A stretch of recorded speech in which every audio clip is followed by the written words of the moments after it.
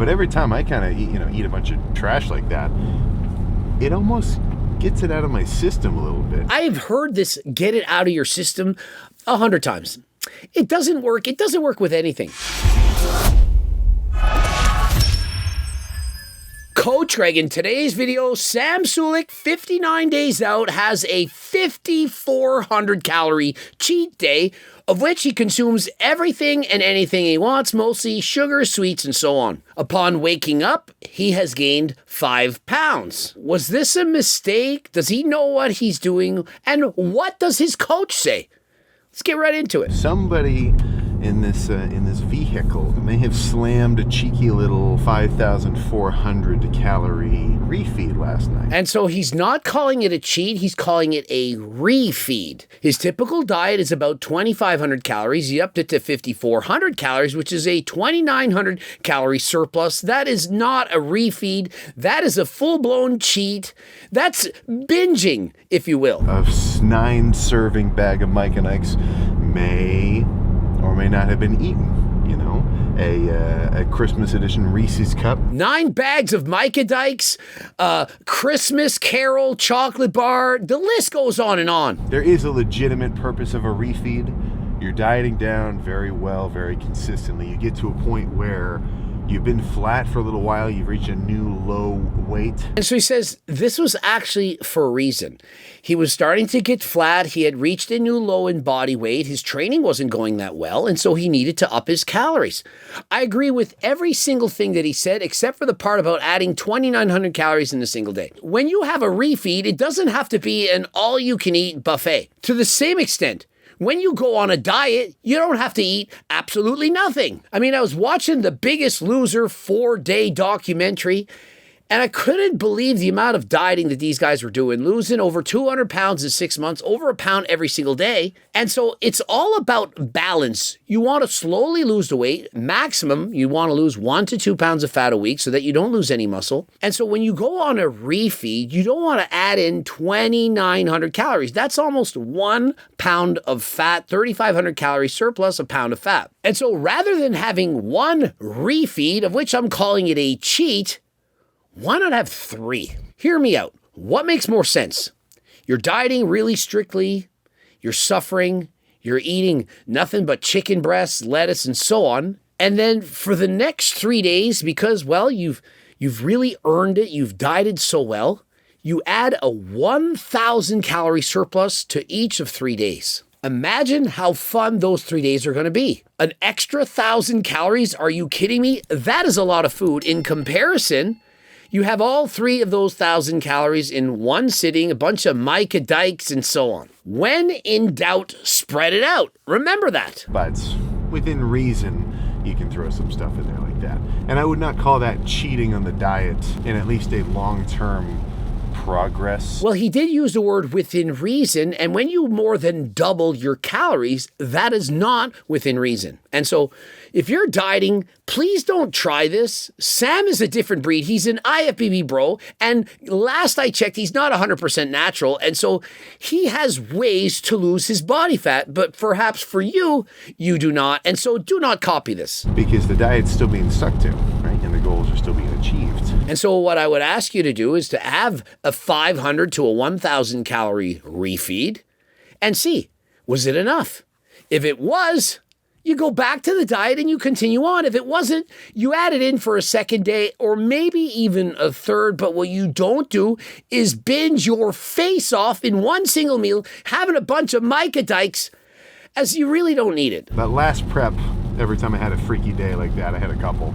I just didn't even talk about it. What I'm going to promise you is that 95% of people who go on diets, they're going to do exactly what Sam is doing. They're not going to tell you about it. How many IBB pros do you think are going to post about the massive cheats, the cookies, the ice cream, the candies, that moment of weakness of which they couldn't stick to your diets? They don't want you to know about that.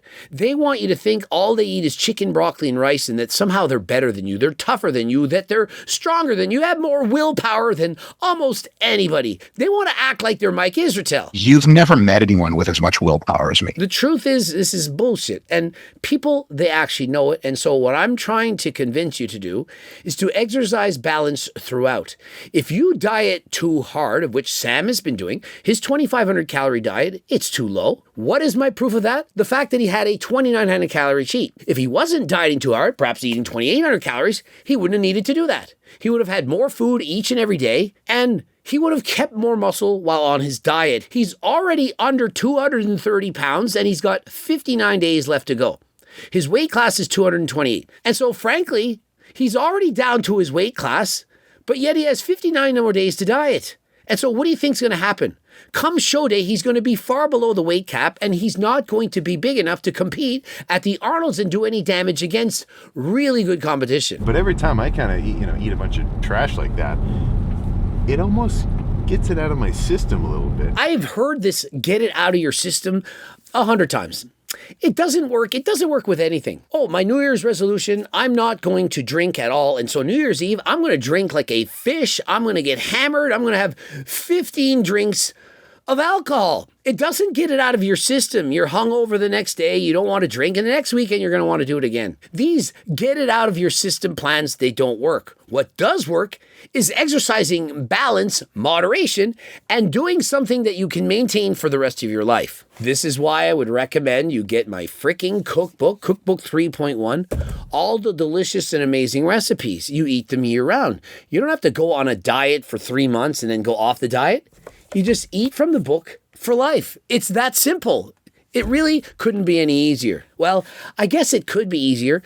There's things like GLP-1s now. I don't know if Sam is taking this. For example, Ozempic, Tirzepatide, Retatrutide. These things can make your appetite almost non-existent. It completely gets rid of the food noise. Sam also most likely taking testosterone.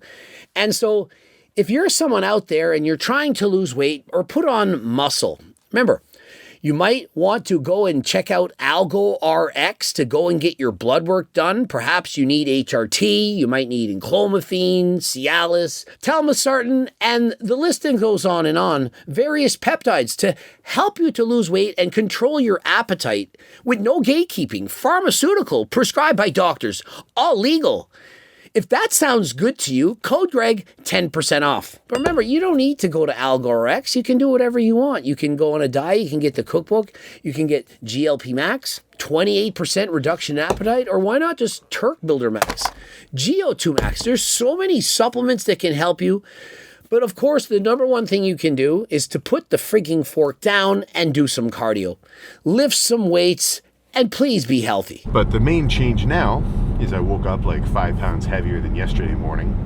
Just carbs and water, like it's not any kind of body fat change. I mean, so you might be thinking, how is it possible that he's not gaining any body fat? He just consumed 5,400 calories in a day, 2,900 calories more than he's used to. Now, here's the thing. And this is what happens when you overeat. When you're on a diet, your glycogen levels are here. They're practically nothing. They're non-existent. You wake up in the morning, you're as flat as a pancake. That's why people keep saying, I'm flat, look at me, my muscles are stringy, I'm flat. It means that your muscles don't have glycogen, and glycogen is the preferred fuel when you're lifting weights, riding bikes, and so on. Now, the more in shape you get, the more fat you use for fuel while riding bikes, walking, doing cardio, and so on.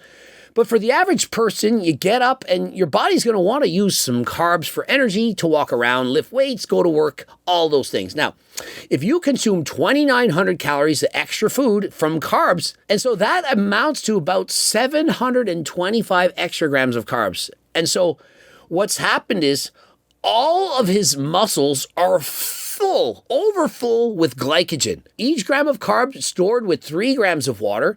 And so in his biceps, in his chest, shoulders, everything, they're ready to explode. And so rather than converting those calories, that sugar, into body fat, it's storing it as muscle glycogen. And he's on his way to the gym. He does his cardio and he lifts weights. And so rather than that fuel being stored to excess body fat, he's going to use it to burn those calories off. And so in the end, because he's consistently sticking to his diet, he's yet again back on a calorie deficit. He's not going to store any of those extra carbs as body fat. he's simply going to be burning them off. And so the net result is once he diets off those 2,900 extra calories, probably going to take him about 3 days, he's going to get rid of the 5 pounds of extra food and water and be back to square one. And so what did this 2,900 calorie deficit do? Well, it allowed his body fat, let's call it at 8%, and 3 days later to remain at 8%, with the fluctuation being extra glycogen and carbs for increased energy, greater pumps, and a better workout in the gym. Sam is right. He's not going to be storing any of this as stored body fat. But if the cheat continues, he falls off the wagon, he can't get back on it again, and he has another cheat for the second day. Now, the glycogen stores are full, and because he's eating surplus calories, there's no place for those extra calories to go. And so the body then converts it to stored adipose tissue or body fat.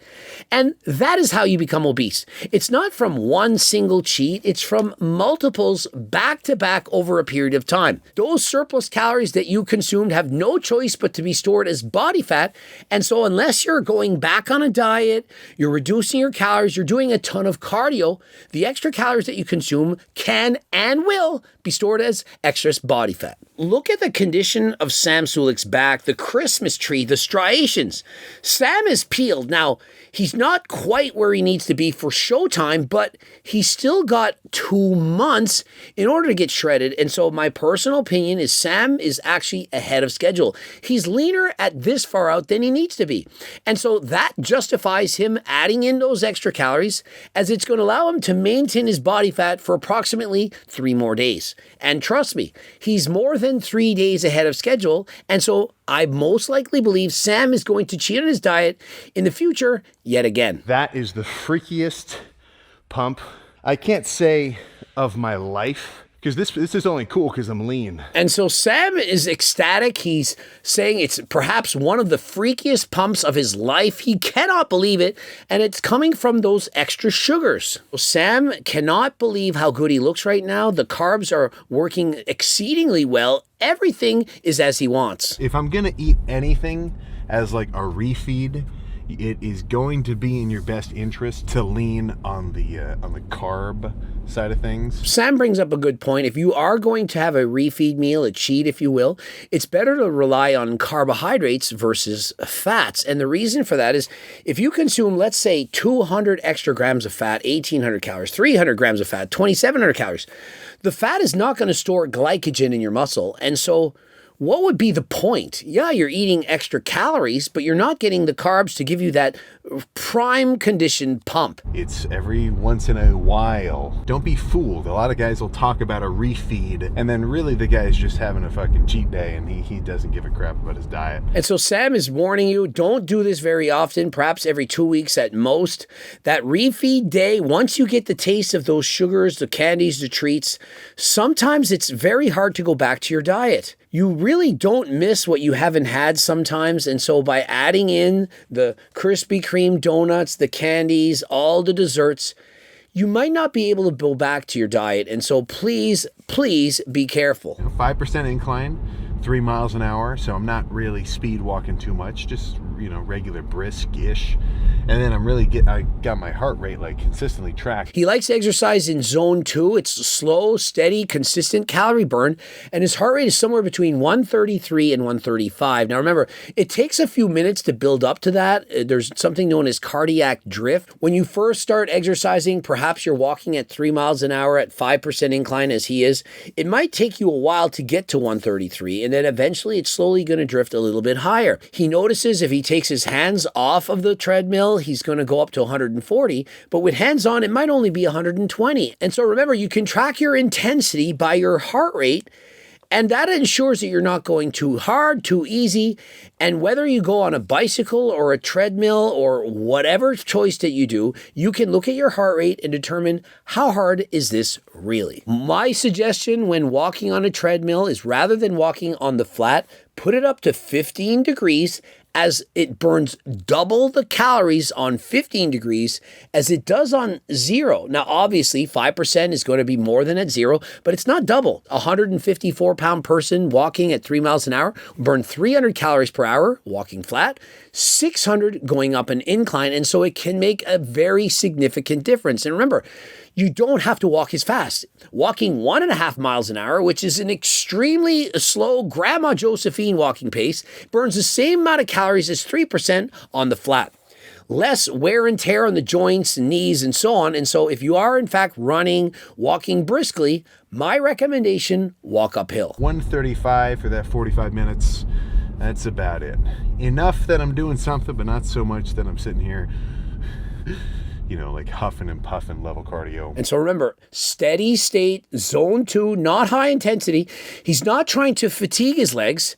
And this is a rule that I like to go by. If you're riding your bike or doing your cardio at such a high intensity that the next day you're sore from that, it most likely is going to hinder your progress in the gym in terms of being able to lift weights. By going at zone 2 and not doing too much, you can mitigate the damages, perhaps lost muscle, from going too hard in the gym. Always remember progressive overload, and so perhaps your first day, you're going to go 15 or 30 minutes, and you're going to go at a very low intensity. And if it's not making you sore the next day, you can, of course, repeat the process, go a little bit faster, perhaps incline at 1 degree more incline, or walk 0.1% faster, or go for 5 more minutes. It's very easy to progressive overload. And by doing so, in a year from now, you're going to look back and you're not going to believe how much fitter you actually are. You might perhaps burn 50% more or even double the calories in the same length of time because you have become a better butter burner. You're better able to burn fat while doing cardio. You're more efficient. You're more fit. And so that 3 mile an hour walk that you're doing right now, perhaps in a year from now, you'll be walking up at 15%, burning double those calories, and it'll feel the same to you. You'll have the same 133 heart rate. And so that is the way to do it. Now, of course, if you add in GO2 Max, your cardio is going to be that much easier. Studies have shown the benefits of using the ingredients in GO2 Max. And so if you're interested, code Greg, 15% off. Subscribe, click the bell button, comment to boost the algorithm, like the video if you liked it. Don't forget to watch any of those 2 bloops. Don't forget, HCLT is looking to sponsor athletes. So if you have a large following, you're looking to be part of the HCLT family, of course, click the link and apply right now. As well, if you own a gym or you have a supplement shop and you want to sell these amazing supplements in your store or gym, click the link, apply right now. And until next time, I am out.